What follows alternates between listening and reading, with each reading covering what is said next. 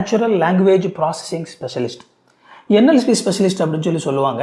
So இந்த natural language processing அப்படிங்கிறது என்ன அப்படின்னா, இப்போ ஒரு கம்பெனியில் இப்போ ஒரு நபர் ஒரு கம்பெனியில் ஒரு சில கொஸ்டின்ஸ் கேட்குறாங்கன்னு வச்சுக்கோங்களேன். ஒரு கஸ்டமர் அந்த கம்பெனியில் ஒரு சில கேள்விகள் கேட்குறாங்க. அந்த கேள்வி கேட்குறதுக்கு அதுக்கு பதில் சொல்கிறதுக்கு அப்படின்னு சொல்லி அவங்க ஒரு சில ஆட்களை வச்சுருப்பாங்க. ஆனால் இந்த இடத்துல ஒருவேளை அந்த கம்பெனி அந்த இடத்துல ஆளை அவங்க எடுத்துட்டு அதுக்கு பதிலாக ஆர்டிஃபிஷியல் இன்டெலிஜென்ஸ் ரீப்ளேஸ் பண்ணணும் அப்படின்னு சொல்லி நினைக்கிறாங்க அப்படின்னா, அந்த ஆர்டிஃபிஷியல் இன்டெலிஜென்ஸ் என்ன செய்யணும்னா, இப்போ ஒரு ஆள் ஒரு கேள்வி கேட்குறாங்கன்னா, அது ஒருவேளை டைப் பண்ணி கேட்குற கேள்வியாக இருக்கலாம், அல்லது ஒருவேளை ஃபோனில் கேட்கக்கூடிய ஒரு கேள்வியாக இருக்கலாம். அந்த கேள்வியை அதை அண்டர்ஸ்டாண்ட் பண்ணி அந்த கம்பெனியினுடைய டேட்டாஸை அனலைஸ் பண்ணி திரும்ப ரீப்ளை பண்ணும்போது ஹியூமன் மாதிரியே ரீப்ளை பண்ணுறதுக்கு அந்த ஆர்டிஃபிஷியல் இன்டெலிஜென்ஸுக்கு நம்ம ட்ரைனிங் கொடுக்கணும். ஸோ இதுதான் நேச்சுரல் லாங்குவேஜ் ப்ராசஸிங் அப்படின்னு சொல்கிறது. இது ஒவ்வொரு கம்பெனிக்கும் வேறு மாதிரியான டேட்டா செட் இருக்கும். அப்படிங்கிறனால ஒவ்வொரு கம்பெனிக்கும் வேறு மாதிரி இதை நம்ம ட்ரைனிங் கொடுக்க வேண்டியது இருக்கும். ஸோ இதுதான் இந்த ஜாப். ஸோ இந்த ஜாப்பை செய்கிறதுக்கு உங்களுக்கு தேவையான திறமைகள் என்ன? முதலாவது இந்த என்எல்பியில் ஒரு சில ஃப்ரேம் ஒர்க்ஸ்லாம் இருக்குது. ஸோ அந்த ஃப்ரேம் ஒர்க்ஸ் பற்றின ஒரு ஃபெமிலியாரிட்டி உங்களுக்கு இருக்கணும்.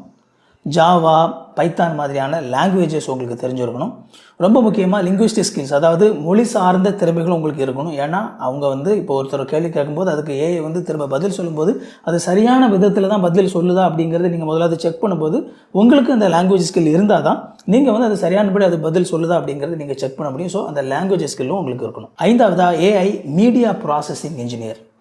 ஸோ இது என்ன வேலை அப்படின்னா, இப்போ ஒரு சில கம்பெனிஸாக இருக்கலாம் அல்லது வேறு ஏதாவது ஒரு காரணங்களுக்காக நிறைய இமேஜஸ் அண்ட் வீடியோஸை அனலைஸ் பண்ணி பார்க்க வேண்டியது இருக்கும். ஸோ இந்த இடத்துலையும் இப்போ ஏஐ அப்படிங்கிறது ரீப்ளேஸ் ஆகிட்டு இருக்குது. நீங்கள் இந்த விஷயத்தில் என்ன மாதிரியான ப்ரோக்ராம் எழுதணும் அப்படின்னா, இந்த ஆர்டிஃபிஷியல் இன்டெலிஜென்ஸ் ப்ரோக்ராமிங் அப்படிங்கிறது அந்த இமேஜஸையாவது அல்லது வீடியோவையாவது அதுவே அனலைஸ் பண்ணி ப்ராசஸ் பண்ணி அதுலேருந்து இன்ஃபர்மேஷன் எடுக்கிற மாதிரியான ஒரு விஷயத்தை நீங்கள் பண்ணணும். நம்ம முன்னாடி பார்த்தது எல்லாமே டெக்ஸ்ட் பேஸ்டு டேட்டாஸ்லேருந்து மீனிங்ஃபுல்லான இன்சைட்ஸ் எடுக்கிறது. ஆனால் இது பர்டிகுலராக பார்த்தீங்க அப்படின்னா, இன்றைக்கி இருக்கிற வீடியோஸ் அண்ட் இமேஜஸ், ஆடியோ, இந்த மாதிரியான விஷயங்களை ப்ராசஸ் பண்ணி அதிலிருந்து மீனிங்ஃபுல்லான இன்சைட்ஸ் எடுக்கிறது. ஸோ இந்த மாதிரியான ஒரு ஃப்ரீலான்சிங் ஜாப் அல்லது டைரெக்டாக ஒரு கம்பெனியில் போய் வேலை செய்கிற அந்த மாதிரியான ஜாபுக்கு உங்களுக்கு தேவையான திறமைகள் என்ன அப்படின்னா, இந்த இமேஜஸ், வீடியோஸ், ஆடியோஸை ப்ராசஸ் பண்ணி டேட்டாஸை எடுக்கக்கூடிய அளவுக்கு உங்களுக்கு ப்ரோக்ராமிங் லாங்குவேஜஸ் நீங்கள் அதை எழுதி அந்த டேட்டாவை எல்லாம் ப்ராசஸ் பண்ணி அதிலிருந்து மீனிங்ஃபுல்லான இன்சைட் எடுக்க வைக்கிறதுக்கு உங்களுக்கு தெரிஞ்சிருக்கணும். இது ஃபுல்லாமே மீடியா இன்வால்வ் ஆகுது அப்படிங்கிறனால கோடக் மாதிரியான டீட்டெயில்ஸ், ஸோ எந்த மாதிரியான விஷயங்களை பயன்படுத்தினா சரியானபடி ஈஸியாக அந்த மீடியாவை நம்ம ப்ராசஸ் பண்ணி ரொம்ப குயிக்காக அதுலேருந்து டேட்டா எடுக்கலாம் அப்படிங்கிற மாதிரியான விஷயங்களும் உங்களுக்கு தெரிஞ்சிருக்கணும். ஆறாவதாக ஏஐ எத்திசிஸ்ட். அதாவது இந்த எத்திசிஸ்ட் அப்படிங்கிற வார்த்தை எத்திக்கல் அப்படிங்கிற வார்த்தையிலேருந்து வருது. எத்திக்கல் அப்படின்னா எது சரி எது தவறு அப்படிங்கிறத சொல்லக்கூடிய விஷயம்.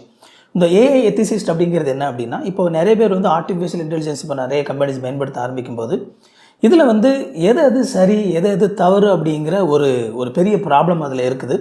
ஸோ அப்போ ஒவ்வொரு கம்பெனிஸ்லேயும் இதுக்கான ஒரு ரூல்ஸ் அண்ட் ரெகுலேஷன், என்ன சொல்கிறது, ஒரு பவுண்டரி அதெல்லாம் உருவாக்க வேண்டிய ஒரு நீடு இருக்குது. ஆர்டிஃபிஷியல் இன்டெலிஜென்ஸில் இந்த மாதிரியான விஷயங்களை செஞ்சால் சரியானது, இந்தந்த விஷயங்களை செஞ்சால் தவறானது, ஒரு கம்பெனியாக நம்ம இதெல்லாம் செய்யலாம், இதெல்லாம் செய்யக்கூடாது அப்படிங்கிற ஒரு ஃப்ரேம் ஒர்க்கை நீங்கள் அந்த கம்பெனியில் உருவாக்கி கொடுக்கணும். அதாவது ஒரு கம்பெனி ஆர்டிஃபிஷியல் இன்டெலிஜென்ஸை எப்படிலாம் பயன்படுத்தலாம், எப்படிலாம் பயன்படுத்தக்கூடாது அப்படிங்கிற ரூல்ஸ் அண்ட் ரெகுலேஷனை நீங்கள் அந்த கம்பெனியில் உருவாக்கணும். இந்த விஷயங்களை செய்கிறதுக்கு உங்களுக்கு தேவையான ஸ்கில்ஸ் என்னென்ன?